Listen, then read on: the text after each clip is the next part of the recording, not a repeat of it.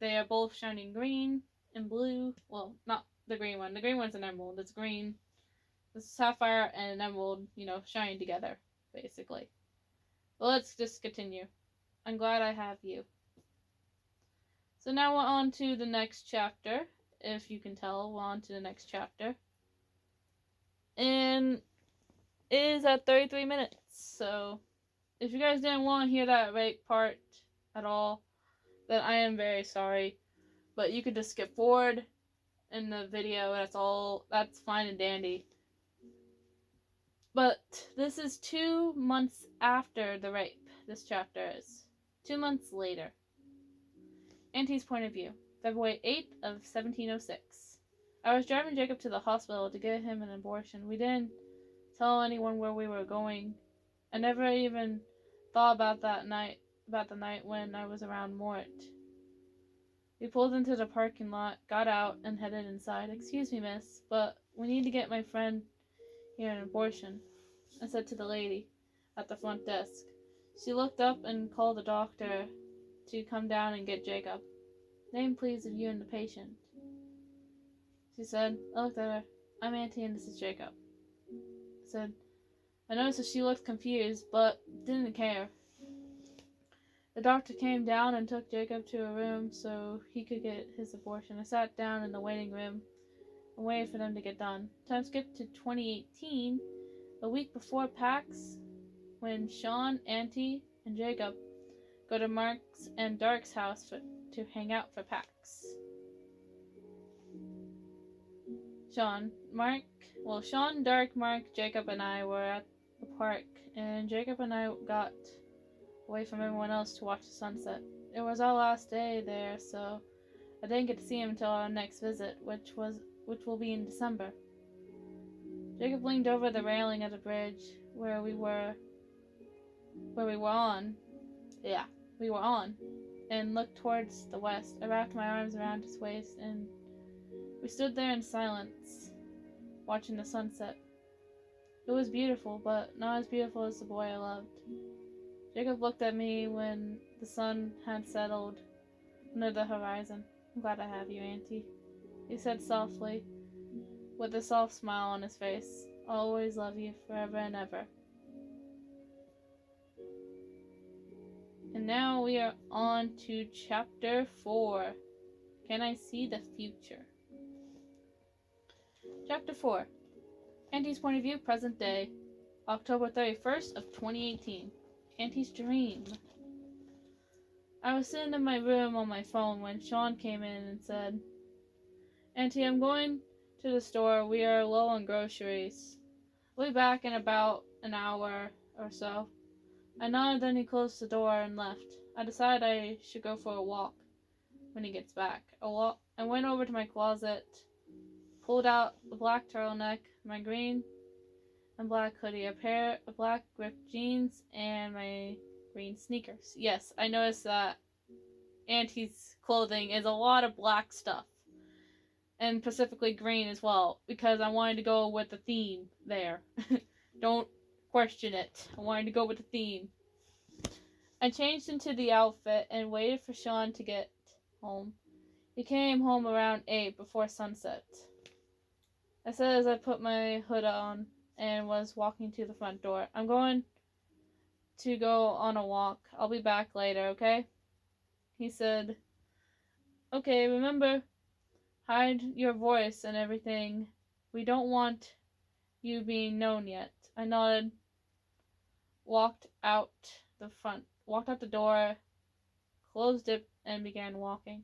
Now I'm going to say this very quickly. This is my old writing where I used to have like he said with a comma and then I would say what they said. But if you guys don't like that, I'm planning on fixing this entire book, so don't worry about it. This whole book is going to get rewritten on that. Mainly and get my new style of writing. But continuing on, I walked a mile from our apartment to a park. When I got there, I saw a boy with brown hair and brown eyes, about the age of 16, having a meet-up with some fans. I was walking near them when a girl and a girl with dark brown hair and blue eyes came up to me, grabbing my arm. She said, "Do you want to join us? Jacob would love to meet you." I shook my head. "I'm just taking a walk." I then walked away from her and to a bridge. I leaned my front part of my body on the railing and stared at the sunset, watching. Then I felt someone wrap their arms around my waist, rest their head on my back. The person said, "You could have said hi to me once they left, Glitchbug." His voice was so recognizable. It had to be Jacob. It just had to be. But then the feeling of everything was gone. End of Auntie's dream. I woke up at 4 a.m. I grabbed my phone and decided to call Mort. He'd be awake now. I scrolled through my contacts till I saw his name, pressed the call button, and put it up to my ear. Mort said in a groggy voice, "What's up, Auntie? You normally call me if you're freaked out about something." He was right. I said, "True, but listen to me. I had a dream last night."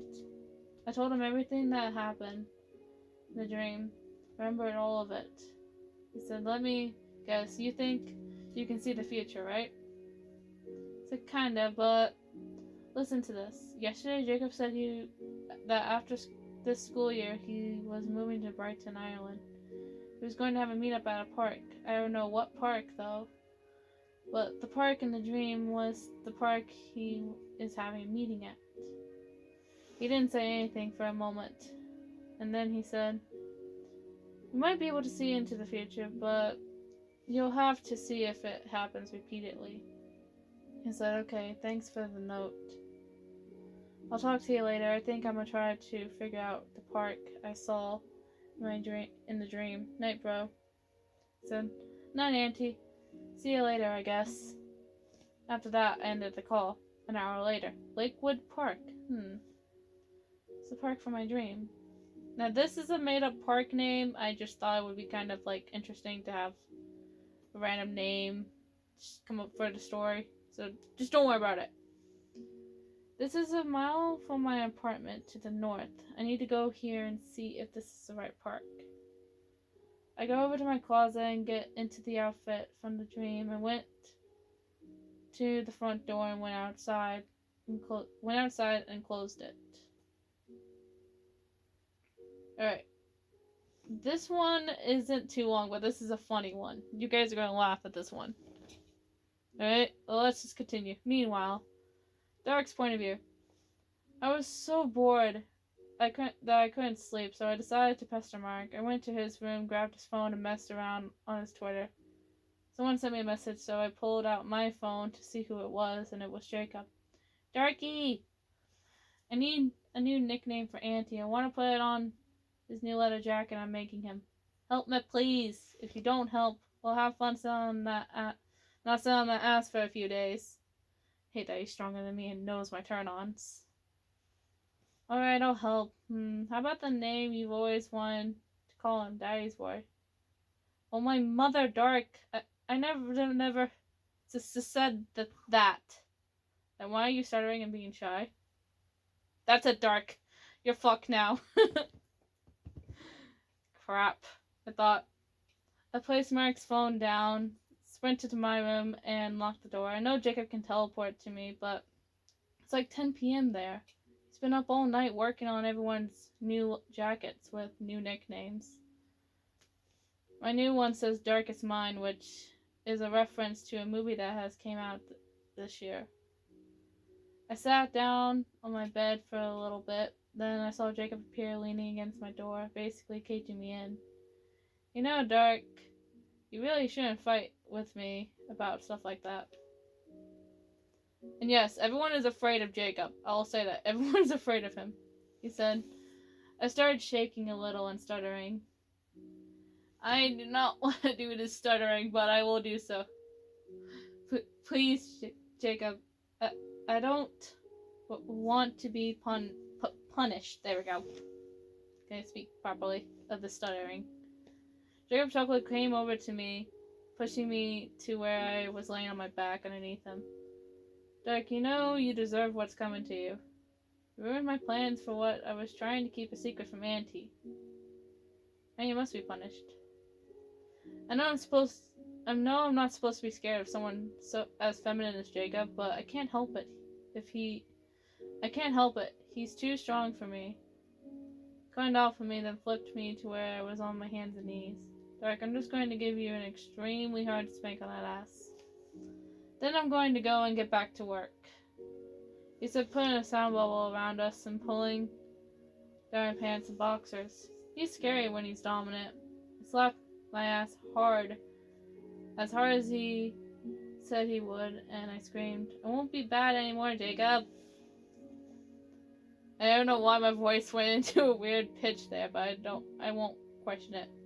I said, he pulled my pants and boxers back up and said, "I don't believe you, but be good for me, okay?" He climbed off my bed and looked me in the eyes. "Okay, I'll be good." He smiled and teleported away. I know I'm weak. I mean, I'm not the only one he does this to. He's done it to pretty much everyone of our gang for arguing with him. Or really anyone. He hates fights. I get a text from Auntie after a few hours pass. Glitch boy. That's what Auntie's name is. Jacob's name in Darkspawn is Jakey, so that's what I wanted to say. Where's PAX Unplugged? Also, when is it? It's November 30th to December 2nd, and it's in Philadelphia, Pennsylvania. But why are you asking? Which way? Because Sean said that I can actually be able to be known at the next PAX. I'm so excited. Oh, is that so? Well, I'm glad that you get to let people know Mark doesn't trust me yet, so yeah. He didn't respond after that. He must be busy or something, I guess. I should just play games on my laptop since I have nothing better to do. And that is the last chapter that I will be reading. So, I hope you all enjoyed today's video. I know this is really long, and I know that the story itself is actually very long. These chapters, this was the first book I ever written, so yes, they are going to be a huge mess of shit. But I hope you guys enjoyed the video. Make sure to like the video, comment if you want to, subscribe if you're new, and share it around with your friends. I will see you all in the next video. Love you guys. You guys are amazing outcasts. And see you in the next video. Bye-bye.